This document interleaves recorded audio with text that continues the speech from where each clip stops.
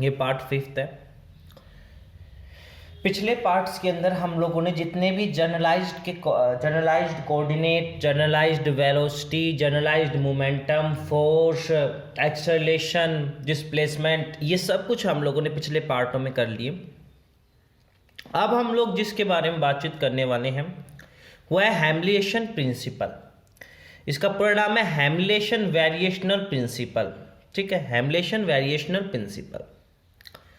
सबसे पहले कई बार क्वेश्चन पेपर के अंदर ये क्वेश्चन पूछा गया है कि इसकी स्टेटमेंट बताओ क्या होती है और इसका प्रूफ बताओ करके। तो हम लोग इसकी स्टेटमेंट और इसका प्रूफ करेंगे।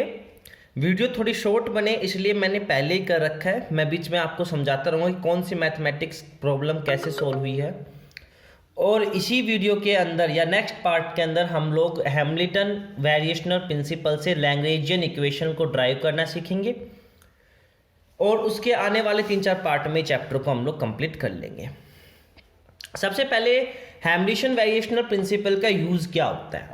जैसे कि मान लीजिए आपने एक बॉल को थ्रो किया। क्या कि मैं एक बॉल को x1 पॉइंट से y1 पॉइंट पे मैंने थ्रो किया। मैंने एक बॉल को फेंका है x1 पॉइंट से y1 पॉइंट की तरफ मैंने एक बॉल को थ्रो किया। ओके, ठीक है। x1 पॉइंट पे टाइम मैं मान लेता हूँ t1 था और y1 पॉइंट पे टाइम था t2। ठीक है, जब वो बॉल वहाँ पे पहुंची। ठीक है, t1 से t2 टाइम के इंटरवल के बीच में। अब जो ये बॉल मैंने थ्रो की है x1 से y1, इसको कौन सा पाथ ये फॉलो करेगी, कौन सा पाथ ये फॉलो करेगी। आपके पास जैसे कि क्या तो ये फर्स्ट वाला पाथ फॉलो कर सकता है। सॉरी, थोड़ा सा पाथ हमारा बेकार हो गया। इस तरीके से आएगा फर्स्ट पाथ, या ये सेकंड पाथ, थर्ड पाथ, कौन सा पाथ ये फॉलो करेगी। तो एक्यूरेट पाथ को चुनने में हमारा हैमिल्टन वेरिएशनल प्रिंसिपल मदद करता है। तो क्या है हैमिल्टन वेरिएशनल प्रिंसिपल, चलो समझते हैं। Hamilton variational principle state that the actual path traversed by conservative holonomic dynamic system। एक बात ध्यान रखना कि हैमिल्टन वेरिएशनल प्रिंसिपल हमेशा कंजर्वेटिव होलोनोमिक डायनामिक सिस्टम के लिए ही एप्लीकेबल होता है। तो ये बात मेंशन करनी बहुत जरूरी है कि किस सिस्टम के लिए एप्लीकेबल होता है। तो Hamilton variational principle state that the actual path, कि जो एक्चुअल पाथ ट्रैवल किया जाएगा किसके द्वारा, एक कंजर्वेटिव होलोनोमिक डायनामिक सिस्टम के द्वारा, इज डैट वो होगा ओवर विच, जिसके ऊपर line integral of function L between limit t1 and t2 is stationary, कि जिसके ऊपर जो लाइन इंटीग्रल होगा किसका, एल का, एल फंक्शन एल का लाइन इंटीग्रल होगा जिसकी लिमिट हम लोग t1 से t2 लेके चलेंगे, वो स्टेशनरी होगा। That is the line integral of the function L has the extremum for the correct path of the motion. अब आप लोग इसको समझिए कहना क्या चाहता है। कह रहा था कि हमने ये कंडीशन रखी थी कौन सा पाथ एक्यूरेट होगा। तो हैमिल्टन वेरिएशनल प्रिंसिपल कहता है कि इनमें से वो पाथ एक्यूरेट होगा जिसके ऊपर लैग्रेंजियन का integration between the limits t1 and t2 stationary होगा, मतलब मैक्सिमम होगा, एक्सट्रीमम होगा। ठीक है, मैथमेटिकली समझो। लाइन इंटीग्रल, जो ये लाइन इंटीग्रल ऑफ एल है, इसको हम लोग एक्शन इंटीग्रल के नाम से जानते हैं। जो लाइन इंटीग्रल है उसको हम लोग एक्शन इंटीग्रल के नाम जानते हैं और आई से रिप्रेजेंट करते हैं। क्लियर। तो आई जो होगा वो मैंने कहा लैग्रेंजियन का इंटीग्रेशन बिटवीन t1 से t2, उसकी वैल्यू क्या होगी, एक्सट्रीमम होगी over the actual path of the motion. Okay, आई बात समझ में, स्टेटमेंट आई समझ में। स्टेटमेंट क्या कहती थी, Hamilton variational principle state that the actual path traversed by the conservative holonomic dynamic system is that over which line integral of the function L between the limits t1 and t2 is stationary. That is, line integral of function L has extremum for the correct path of the motion.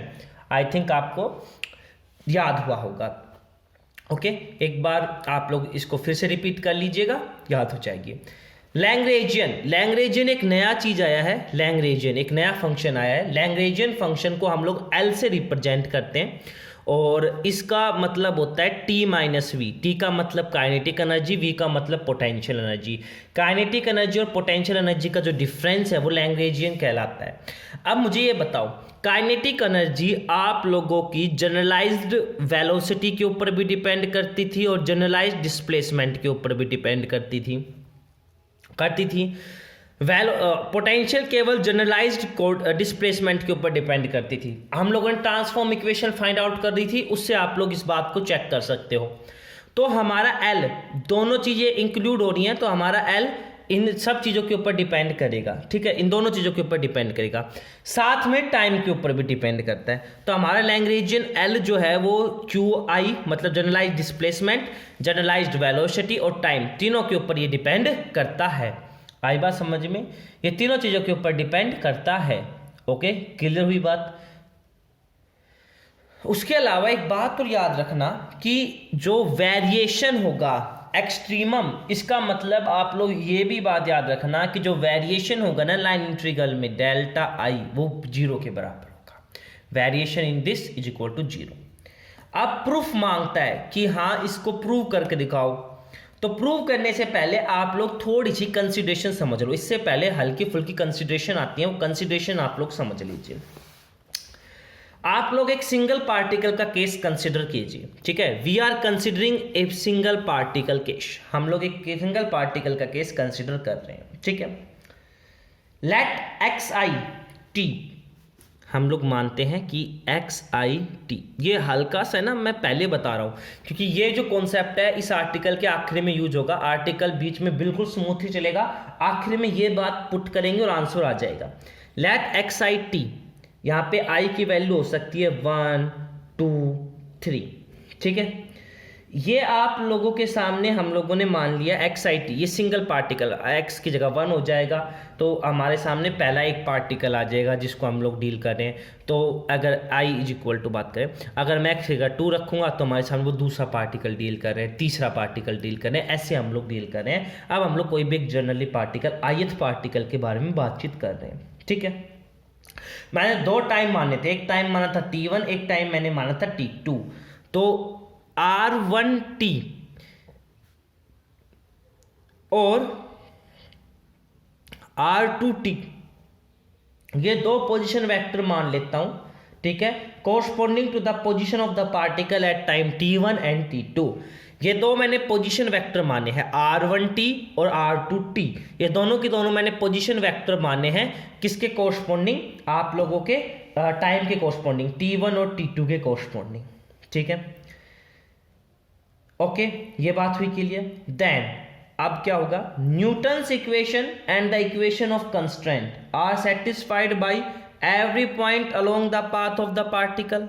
ये बात तो clear हुई कि हाँ भैया Newton's की equation और equation of constraint अगर कोई होगी, एक हालांकि हम लोग कंस्ट्रेंट की इक्वेशन ऑफ कंस्ट्रेंट अगर हो भी सकती है नहीं भी हो सकती, तो हम कह रहे हैं कि भैया न्यूटन्स की इक्वेशंस होंगी और जो कंस्ट्रेंट्स की इक्वेशन होगी अगर होगी तो अब वो सेटिस्फाई करेंगी हर पॉइंट के ऊपर, उस पाथ ऑफ पार्टिकल के हर पॉइंट के ऊपर। ठीक है, अब हम लोग दूसरा पाथ मान लेते हैं। ठीक है, और हम लोगों ने अब दूसरा पाथ मान लिया। ठीक है, जिसके सेम एंड पॉइंट है। ओके, ये हम लोगों ने पहला पाथ माना था R1 और R2T, उसके लिए पोजीशन वेक्टर मान लिया। अब हम लोगों ने सेम पाथ मान लिया, ठीक है, जिसके सेम एंड पॉइंट है और सेम इंटरवल, टाइम इंटरवल के बीच में, T2 और T1 के टाइम इंटरवल के बीच में। अब उस पाथ को हम लोग रिप्रेजेंट करेंगे, तो वो पाथ कैसे रिप्रेजेंट होगा देखेंगे। R' बराबर R vector T vector plus में डेल्टा R। ये डेल्टा आर क्या है यहाँ पे, डेल्टा आर, डेल्टा जहाँ पे आ जाते हैं वेरिएशन सिंबल दिखाता है, वेरिएशन इन आर। अब मुझे एक बात बताओ, आप लोगों को ये बात समझ में रखनी है। एंड पॉइंट हम लोगों ने सेम रखे थे, पहले ही मैंने कहा था एंड पॉइंट सेम है। ठीक है, ये इंपॉर्टेंट, ये बात ध्यान सुनना, मैंने कहा एंड पॉइंट सेम है, कहा था। अगर एंड पॉइंट सेम है तो वेरिएशन 0 के बराबर नहीं आएगा। ये टर्म अपने आप में वैनिश हो जाएगी। क्यों? कि भैया इनिशियल पॉइंट या फाइनल पॉइंट दोनों की वेरिएशन ही 0 के बराबर होगी। क्यों? क्योंकि इनिशियल पॉइंट भी सेम है और फाइनल पॉइंट भी सेम है, इनमें तो कोई वेरिएशन ही नहीं हो रही। ठीक है, ये ओल्ड पाथ था, ये न्यू पाथ था, तो new path is equal to old path plus variation in R T. R T का मतलब कि टाइम के अनुसार उनके इनिशियल और फाइनल पॉइंट के अंदर कोई चेंजमेंट तो नहीं हुआ उसके अकॉर्डिंग, लेकिन इसके अंदर कोई जीरो के बराबर आ गया, तो ये हमारा 0 के बराबर आ गया।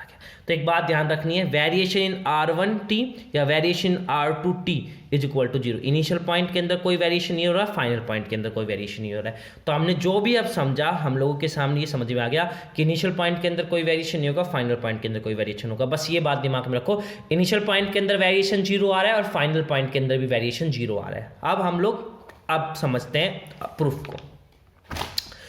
तो भैया सबसे पहले बेसिक हम लोग चलते हैं, हमें टी और वी चाहिए, काइनेटिक एनर्जी चाहिए और पोटेंशियल एनर्जी चाहिए। ठीक है, हमारा मेन एम क्या है, हमें पोटेंशियल एनर्जी और काइनेटिक एनर्जी चाहिए।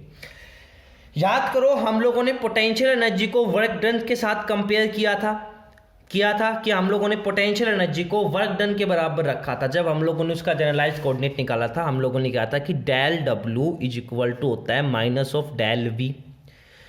अब बात आती है कि अगर मैं पोटेंशियल एनर्जी ला रहा हूं और मैं यहां पे वर्क डन लिया हूं, तो मैं पोटेंशियल एनर्जी ला सकता हूं। तो मैं ऐसा ही कुछ करूंगा कि मैं वर्क डन निकालूंगा।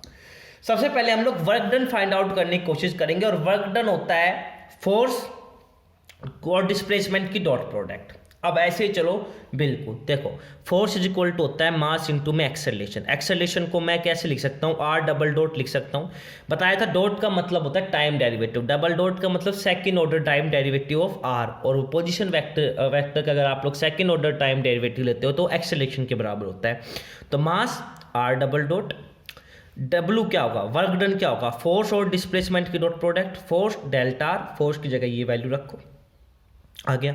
अब यहाँ पे एक बात अराइज हो जाती है कि यहाँ पे सर 2 फोर्स होंगे, एक तो हम लोग अप्लाई करेंगे वो, और दूसरा हम लोगों ने बातचीत करी थी अगर कोई कंस्टेंट होगी तो उस कंस्टेंट का भी फोर्स होगा। तो जो W है वो 2 फोर्सों की गुना है, अप्लाइड फोर्स और कंस्टेंट फोर्स, और सुना में डॉट प्रोडक्ट। अब एक बात सुनो, यहाँ पे जो कंस्टेंट फोर्स के द्वारा वर्क डन होगा वो 0 होगा। क्यों? क्योंकि जो कंस्टेंट फोर्स है और डेल्टा आर है वो परपेंडिकुलर होंगे एक दूसरे के, तो इसलिए कोई वर्क डन नहीं होगा कंस्टेंट फोर्स के द्वारा। तो ये बात तो हमसे क्लियर हो गई कि सर कंस्टेंट फोर्स का हमारा कोई वर्क डन नहीं करेगा, तो जो भी वर्क डन होगा वो हमारा अप्लाइड फोर्स करेगा। तो ये बात, ये कॉन्सेप्ट भी हमारा क्लियर हो गया कि अप्लाइड फोर्स करेगा। फिर मैंने अभी बताया कि variation in work done is equal to हम लोग लिख रहे थे minus variation in V, V यहाँ पोटेंशियल एनर्जी, तो हम लोगों ने पोटेंशियल एनर्जी ला दी। तो मैंने पहले कहा था ये सब कैलकुलेशन हम लोग क्यों कर रहे हैं, क्योंकि हमें टी और वी चाहिए सर कहीं ना कहीं से। तो मैं टी और वी अगर ले आता हूँ तो सर हमारी बात बन जाएगी। तो सर मैंने टी लेके आया कहाँ से, मैं काइनेटिक एनर्जी टी नहीं, मैं वी लेके आया। मैं वी कहाँ से लेके आया हूँ, मैंने फोर्स को डिफाइन किया, वर्क डन को डिफाइन किया, और फिर हम लोगों ने सिंपल ही हमारा सामने ये आ गया अपना पोटेंशियल एनर्जी वी। अब कहीं ना कहीं से हमें काइनेटिक एनर्जी भी लानी होगी। तो मैं क्या करता हूँ, मैं आर डॉट और डॉट प्रोडक्ट करते जाऊँ डेल्टा आर की, उसका हम लोग टाइम डेरिवेटिव ले लेते हैं। याद रखोगे ये वाला पॉइंट, याद रखोगे ये वाला स्टेप याद रखना है। देखो किसी भी आर्टिकल में कुछ स्टेप आपको याद रखने पड़ते हैं, ठीक है, वो आप लोगों की कैलकुलेशंस को इजी बना देते हैं। तो ये स्टेप आप लोग याद रखोगे कि अब हम लोग के सामने पहला तो हमारा काम क्या था कि पोटेंशियल एनर्जी लाना, अब हम लोग काइनेटिक एनर्जी लाने की कोशिश करेंगे। दूसरे स्टेप में हम लोग डी बाई डी टी करेंगे आर डॉट और वेरिएशन इन आर में। तो डॉट प्रोडक्ट करोगे, यू इंटू वी का मेथड लगाओगे भैया, U as it is, V का डिफ्रेंशिएशन, और फिर यू इंटू वी का, U as it is, V का डिफ्रेंशिएशन, और फिर यू का differentiation, V as it is.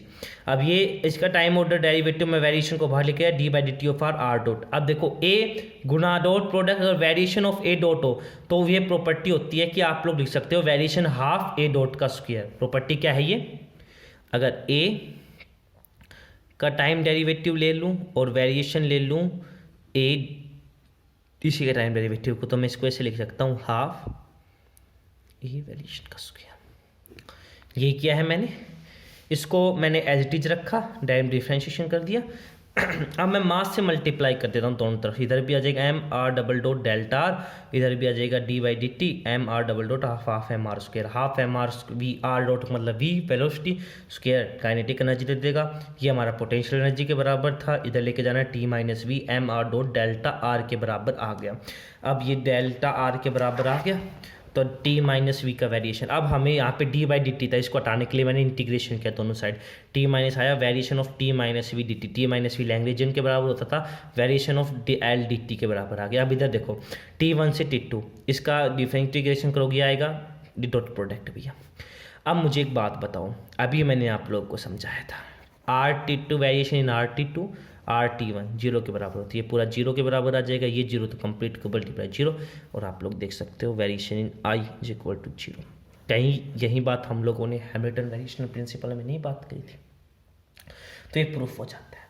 तो भैया प्रूफ को समझने के लिए आप लोगों ने कुछ स्टेप याद रखे हैं। बेस क्या स्टेप रखे कि भैया सबसे पहले तो हमें कहीं ना कहीं से पोटेंशियल एनर्जी का जुगाड़ करना था। उसके लिए मैंने सर फोर्स को डिफाइन किया कि सर फोर्स होता है मास इनटू में एक्सेलरेशन। एक्सेलरेशन को मैंने डिफाइन किया, फोर्स इज इक्वल टू लिखा मैंने एम आर डबल डॉट, फिर आर डबल डॉट लिख दिया, फिर मैंने वर्क डन को डिफाइन किया, वर्क डन होता है M R double dot force की dot product variation in R, ये किया। उसके बाद हम लोगों ने इसको वेरिएशन डब्ल्यू आया था, इसको हम लोगों ने माइनस ऑफ वी के बराबर रख दिया। फोर्स वाली बात ध्यान रखनी है कि भैया फोर्स दो फोर्सेस का सम था, एक फोर्स कांस्टेंट के द्वारा कोई कांस्टेंट फोर्सेस के द्वारा कोई वर्क डन नहीं होगा। उसके बाद हम लोगों ने क्या किया था, हम लोग आगे की तरफ प्रोसीड हुए थे और हम लोगों ने क्या बात की थी, वो काइनेटिक एनर्जी लानी थी। उसके लिए हम लोगों ने क्या किया था, डी बाई डी टी लिया था, किसका, आर डॉट का और डेल्टा आर का, ये किया था। उसके बाद हमारे सामने कुछ इस प्रकार से आ गया था, R dot dot delta R dot plus क्या आ रहा था यहाँ पे, R double dot delta R, ये ऐसी कुछ कंडीशन बनी थी। मैं सीधा लिख दिया, बीच के स्टेप खा गया हूँ, सारे स्टेप आपको डेरिवेशन में समझाए गए थे, ठीक है। उसके बाद आप लोगों ने इसकी एक प्रॉपर्टी का यूज़ किया, इसको लिखा हाफ वेरिएशन आर डॉट का स्क्वायर, उसके बाद मास से मल्टीप्लाई किया पूरी इक्वेशन को, मास से मल्टीप्लाई किया, मास से मल्टीप्लाई करने के बाद कुछ इस प्रकार से इक्वेशन बनी। यहाँ पे आ रहा था R double dot delta R, ठीक है, ऐसा कुछ आ रहा था। एक मिनट, बीच का स्टेप खा गया ना तो उससे थोड़ी दिक्कत हो जाती है। हाँ ये देखो, इधर देखो, ऐसा कुछ आ रहा था, डी बाई डी टी था एच डीज, मैंने इसका आर डबल डॉट लिख दिया, डी बाई डी टी रहने दो क्योंकि इंटीग्रेशन भी तो करना था, मैंने आर डबल डॉट लिख दो, या फिर इसको ऐसे भी लिख सकता हूँ मैं, एक डॉट का हटा दिया, मास से मल्टीप्लाई किया था, minus delta we D T आया था, इधर ले गए थे, इंटीग्रेशन किया था, सिंपल आ गया। तो स्टेप याद है तो डेरिवेशन हो जाएगा। अब इसके बाद हम लोग नेक्स्ट पार्ट के अंदर हम लोग लैग्रेंजियन इक्वेशन को रिडक्शन कराएंगे इसी मेथड से, ठीक है। ये था हैमिल्टन वेरिएशन, हैमिल्टन प्रिंसिपल का प्रूफ था ये डिडक्शन नहीं था उससे लैग्रेंजियन इक्वेशन का। अगले के अंदर हम लोग डिडक्शन करेंगे लैग्रेंजियन इक्वेशन का। तो नेक्स्ट पार्ट के अंदर मिलते हैं, थैंक यू।